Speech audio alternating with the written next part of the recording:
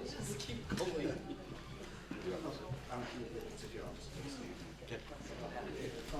Thank you all for coming.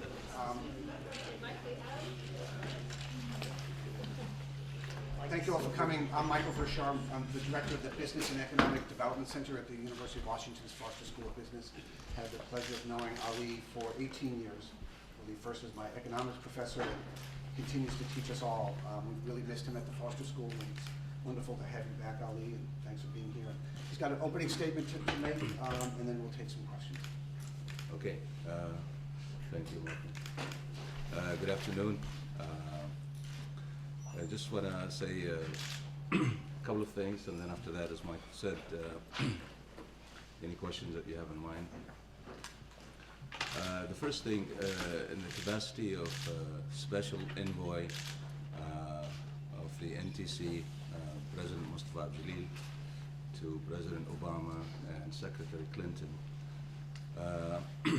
I delivered 2 letters, and the content of these letters basically is a thank you. I'm here to thank President Obama, Hillary Clinton, Susanna Rice,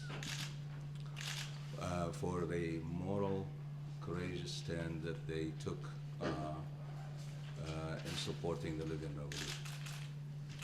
There's no question in my mind that what President Obama did and his government was an integral part of the success of the revolution. I also met with congressmen and senators, and also thanked them, thanked the people of the United States again. And I know I forget names, but I thank specifically the old warrior McCain, and also Senator Graham, Rubio, Kerry, Lieberman, Pat Mary, Congressman McDermott, Smith, Dick Norm, and much more, both sides of the aisle. It was great. It was the right call.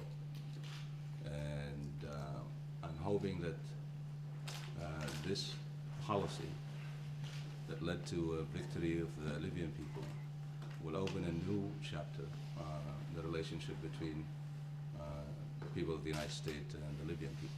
And I'm confident of that. On a personal level, I'm really, really proud of the United States. It's just totally cool. I can't think of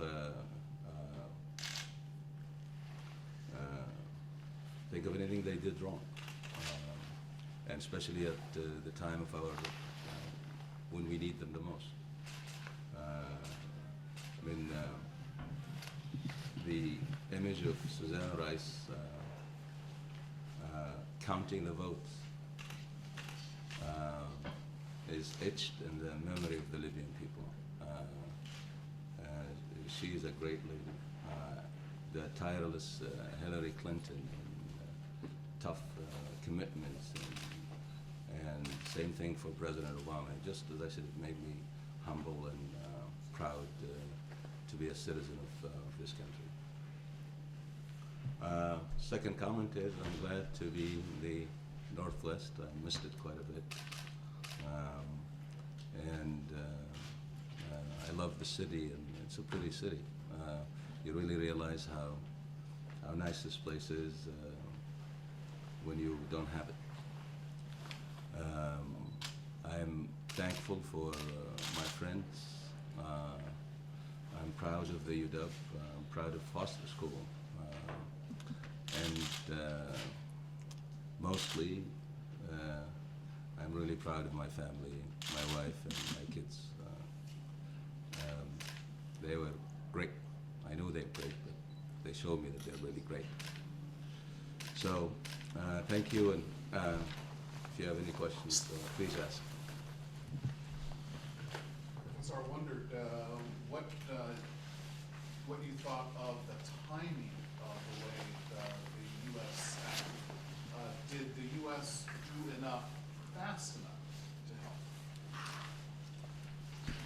Well, I mean, the way I see it is I think they did. And the way I look at it is the United States could have easily waited even longer. And most likely nobody would blame them. So they could have been faster, of course, but I thought at the end of the day, that vote for the no-fly zone, the political commitments, support that they gave us throughout, and we had tough days.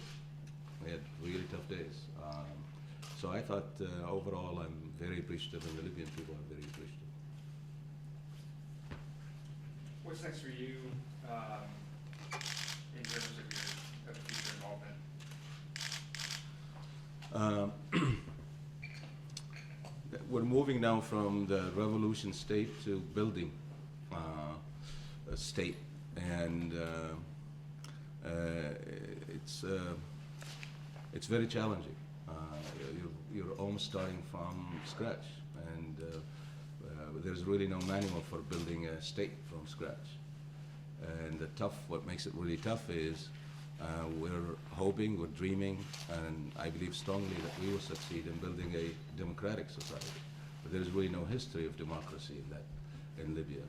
There's a political vacuum. And I thought I could serve it better by helping building this political movement.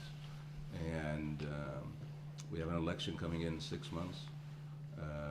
And I thought I could do better by transferring my experience and talking to people and hopefully building a wide movement that participate in the political process. So are you yourself running for a political party? No, I'm not running. The next election that we have is 200 people these 200 people will write the Constitution, that draft the Constitution. And I'm not running for one of these 200 offices.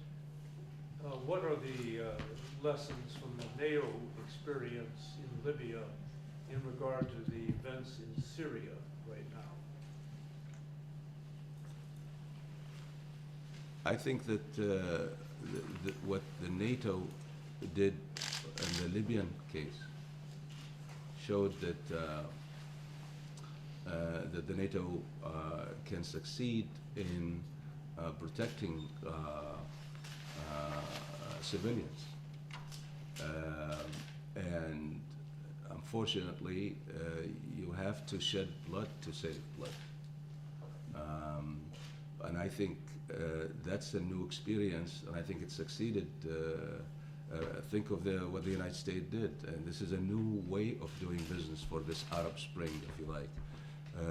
There is no loss of lives for the NATO or for the U.S. The cost to the treasury is minimum, and they saved life and helped us get rid of Gaddafi. And I think that is a good lesson to the Syrian. He's another thug that need to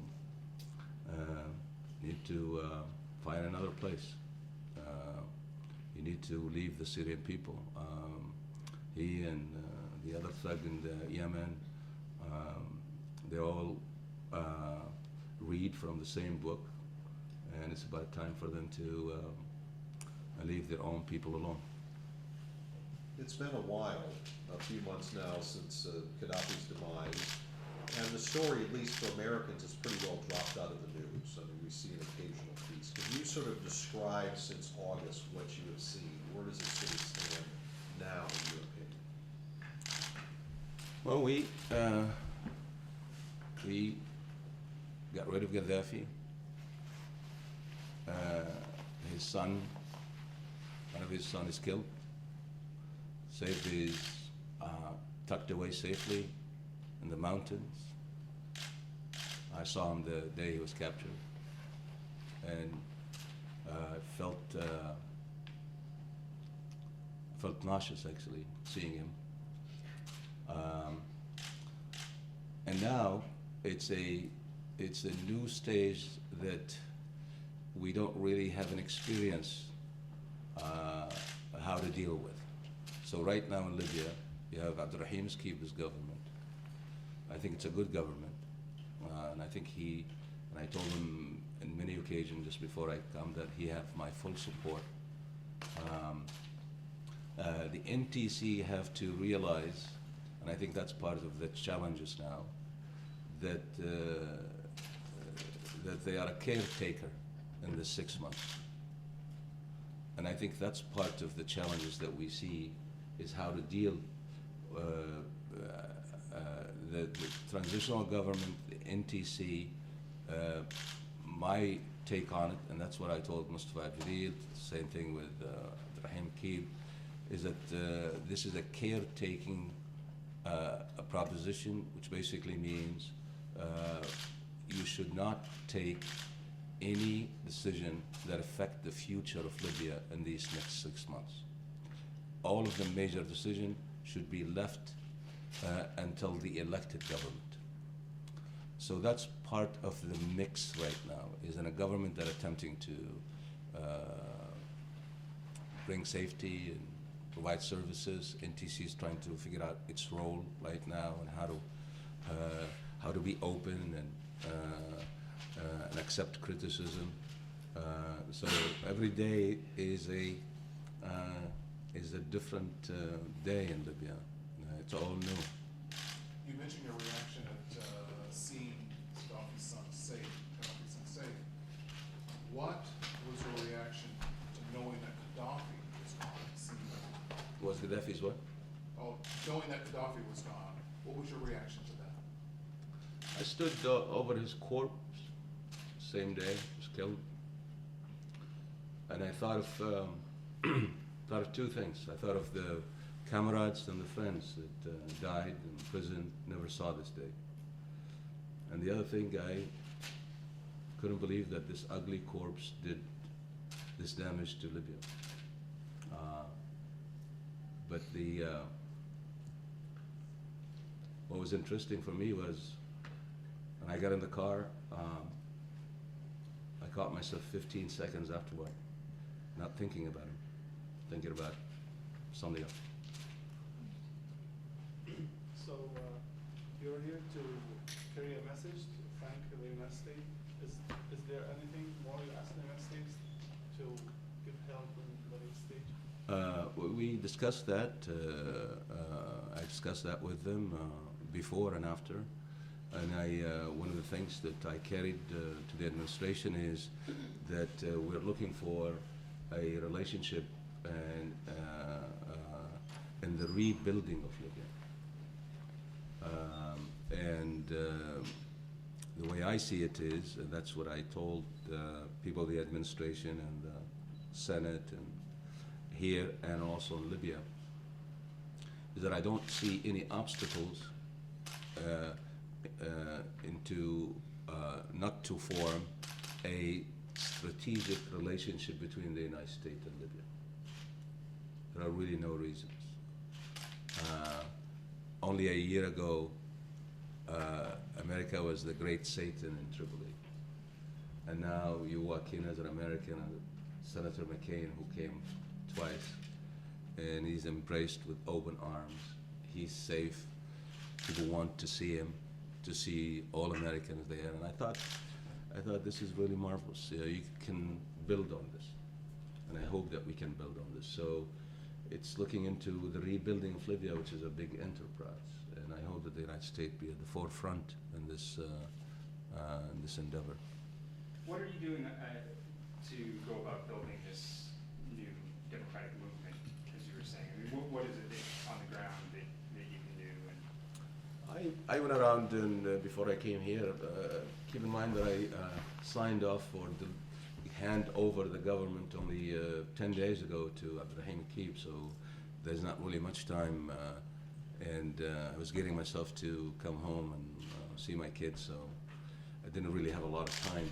But I spoke at about 5 or 6 cities, and I had a meeting with tribes, leaders, and something like about 200 of the leaders of the revolutionaries, and what they are doing now is forming these kind of nucleus for this movement in these cities that we went to, and hopefully we'll do much more when I go back. in a more organized fashion, if you like. We want the business people to be involved in this. We want the regular people. The elites are welcome into this movement, definitely, but it's really about grassroots movement. Is it a political party, or Yes. is it Yes. broader than that? It's a political party, but it's more of a big umbrella. It's not an ideological driven movement. Basically, look for building a civic society, look for building the constitution, teaching the population about democracy, about political discourse, looking into building a strong national army, a professional army, that not a political army. It's a movement that wants the private sector to play a major role in the economy. So the principles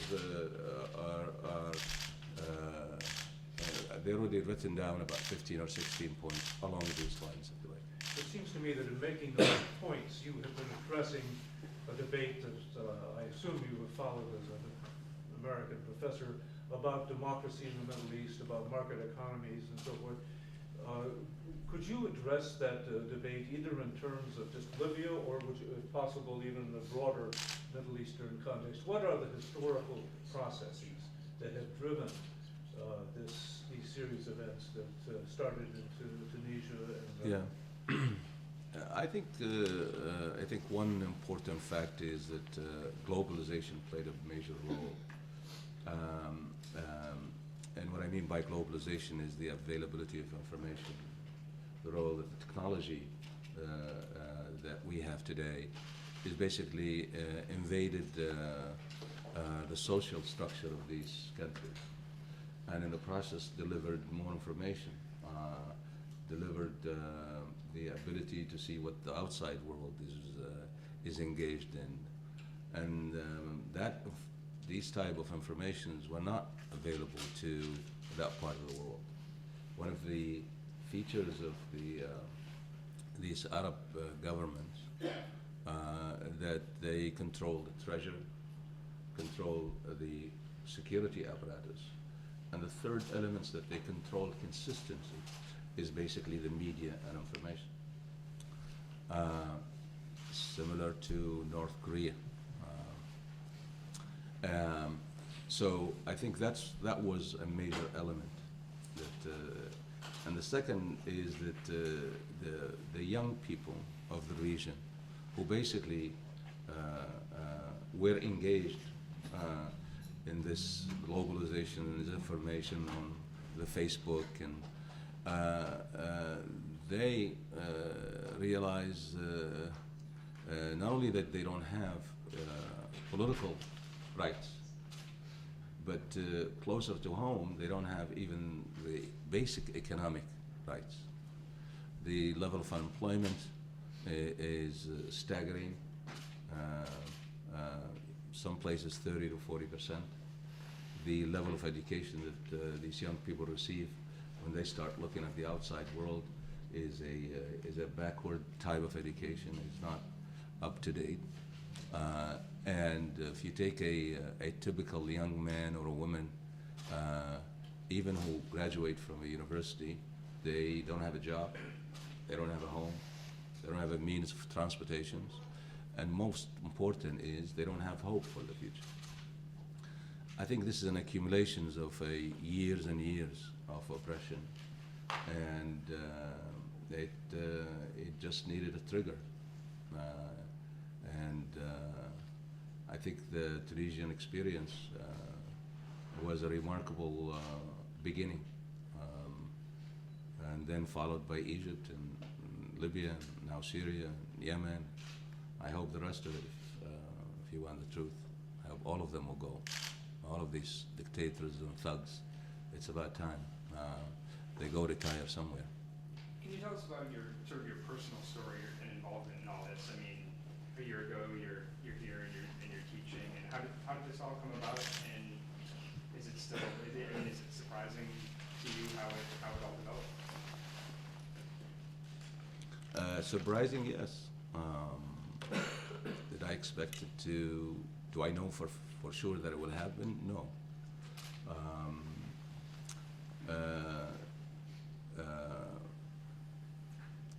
I spent a good part of my life trying to bring democracy to Libya, and as I said many times, everything I attempted failed over the years.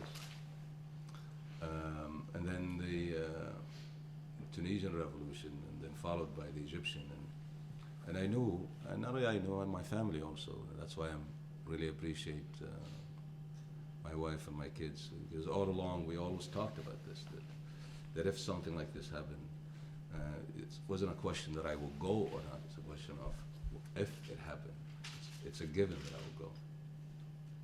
So I haven't really thought much about not going, or what would I do if I go. I just went. And what followed is it's really amazing. I feel privileged to be part of the making of a great grassroots revolution, to be part of bringing freedom to Libya. And I think it shows that idealism is discounted, unfortunately, a lot. There is room for idealism. There is room for belief of what is right and what is wrong. It doesn't matter where and how. And there's room for these simple virtues. That's what makes us humans. So what happened in this year, it's going to take me a long time to really reflect on this. I didn't have time so far to reflect on it. Every minute is packed by what? A lot. What are some of the moments that really, I mean, when you're thinking back over the last 10 months, what are some of the most vivid things that happened, or that you found yourself? I think the moment, there are so many of them. I think, thinking of your question about a year ago, this time, I was thinking, what coffee shop would I go to have a good cup of coffee, and a moment to fast forward to go in a not a liberated city yet, the capital of Libya, and stand there and to claim it to be free. That was a moment. I think going to Misrata was interesting. There's a moment in Misrata when I held this kid's hand. I've seen a lot of death, but in this last 9 months, and it's good that we human don't. I hope we never get used to death. That I held that boy's hand, and turned out he's 14 and a half. He's from Gaddafi's Kataib, and he was crying. And I told him that you're not my enemy, and he died, I think, 3 hours later. Just before I came here, I made a detour to stop at this family's house, and I met the father. I didn't meet the mom. And the father lost all of his kids, 5 of them, 5 grown-up kids, on the same day, the same hour. And it was remarkable how calm he was. And he said that this is for Libya. You see a lot of courage. You see a lot of courage. You see a lot of pain. You see a lot of pride. So yeah, there's a lot. Did you have close calls for your own personal safety? Too many to count, yes. What is the potential? I mean, you're an economist. This country has oil. It has apparently a very well-educated workforce. What's the potential for Cuba? I think Libya has maybe one of the most exciting potential.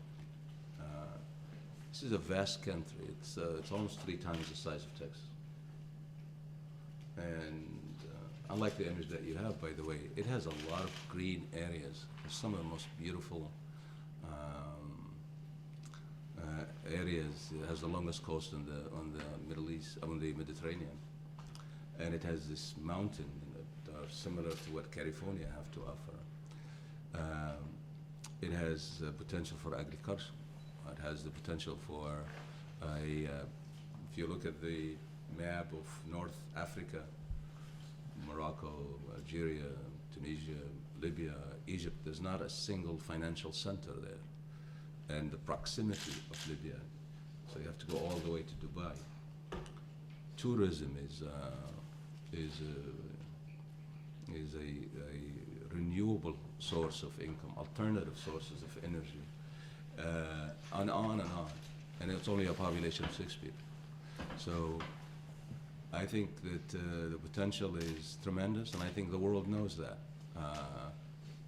Just about every head of company or just about every country sent their foreign ministers or ministers that I met with them when I was there, and they all see the potential for, and I hope that at the end of the day that we build a small, stable, democratic Muslim country that shows the world a different face of this culture. Because the only face that the world's seen from this culture is the ugly face, the untrue face. And I hope that the Libyan people finally enjoy their wealth, because so far they haven't. When you go to Libya, it doesn't look like a wealthy country. We've heard of conflicts between some of the various factions, even to the point of shooting. Can you comment on that at all? Yeah, I know what you're talking about. You know, the truth is that, there is shooting and there is conflict, but think of it this way: the NTC is not elected body.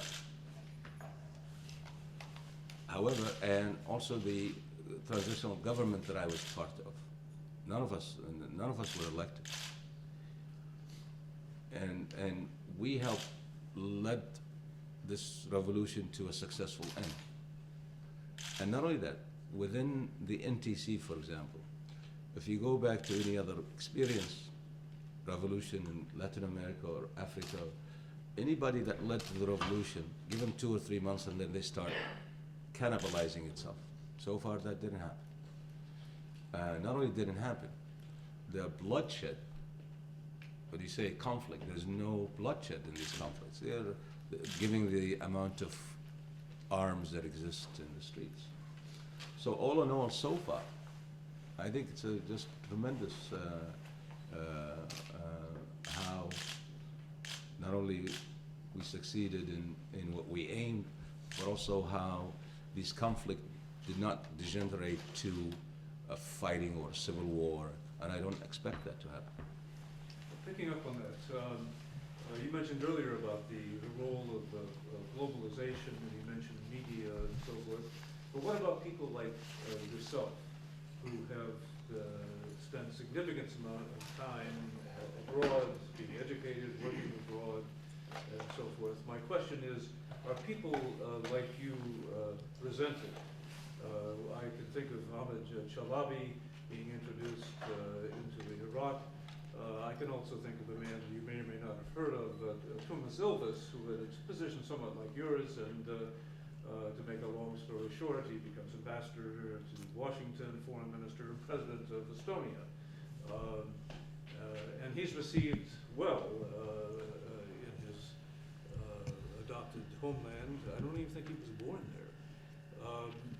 But so the general question is, what is the role of people with your background in bringing about these transformations? You can confine that answer to Libya, or you could extend it elsewhere. I think you're asking a very good question, and the Libyan experience is not the Iraqi experience or the Bosnian experience. It's totally different. It's a grassroots movement, and all of us that either inside or outside that help, we're not supported, we didn't go there supported by US government.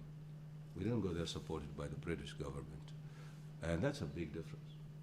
So when you talk about Shalabi, for example, the whole thing was planned as part of a plan of a US government that will bring Shalabi. The only body that brought me to Libya is the airline, which I forgot its name, carrier. So all of these people who came to help, I'm only one of them. We were not as part of a global or a government US and I think that made a big difference. And we elected to do it that way. We went there to help, but not as leaders. We went there to see if there's anything we can help, and I'm not the only one. There's literally tens of thousands who came from all over the world, and they are helping in different facets. So I think that just shows you again why I think that the United States, and also you can generate that to England and France, but I'm interested in the United States. It's my country. That what a special place it is because it opened its arm to people like me who didn't have a place to go, and look at 20 or 30 or 40 years later, that a lot of these people who are educated in the United States are going back and playing a role, and a good, productive role. So this goes to,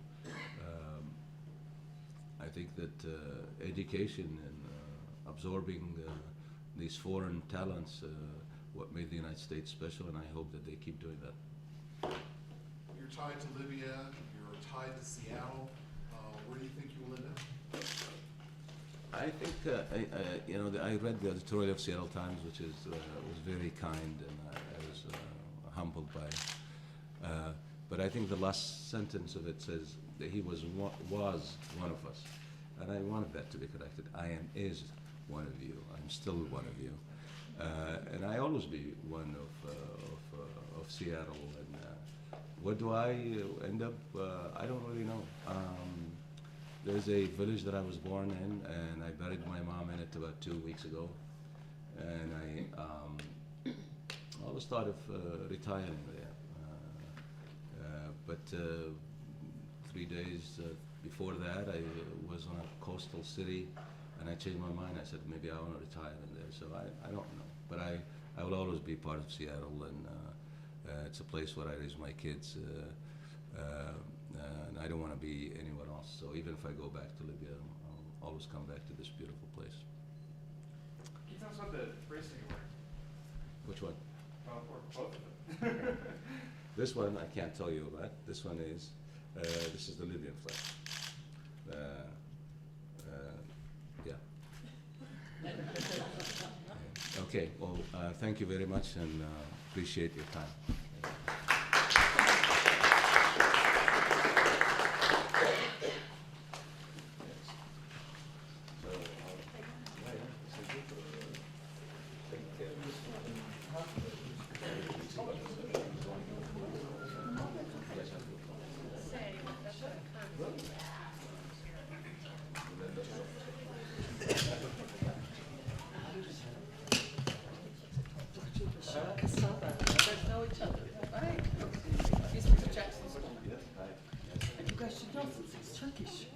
Right? And you guys are destroying me, bringing a Syrian. Get up. You know what I said about Syria? I did. But I should be mad at you guys for closing down.